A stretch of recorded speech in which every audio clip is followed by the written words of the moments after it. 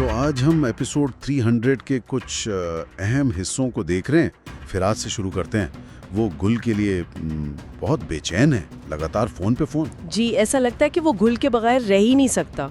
और वो कदर आपा से बड़ी मिन्नतें कर रहा है कि कुछ बता दें, कहीं तो है वो। लेकिन कदर आपा वो तो बहुत सख्त है। बिल्कुल, वो कह रही हैं कि भाई गुल को अब सुकून चाहिए, फिरात ने पहले ही उसकी जिंदगी मुश्किल बना दी है। ओ हाँ, जिहान वो दिलौन के किसी पुराने प्रोजेक्ट को लेकर कुछ कर रहा है। जी, यूनिवर्सिटी का कोई प्रोजेक्ट था, उससे वो बैनुल अक़वामी सतह पर फैलाने का सोच रहा है। अपने साथी को कह भी रहा है कि उसे दूसरे मुल्कों में भेजो। और फौरन ही जैसे प्लान के मुताबिक फ्रांस से एक मेडिकल कंपनी की तरफ से दावत आ जाती है। और फिर शाम को वो सब सबीहा, कदर आपा, गुल, जवेरिया टीवी देखते हुए मोहब्बत, कुर्बानी, इन चीज़ों पर बात कर रही हैं। शायद गुल के लिए ये बातें अहम हो सकता है।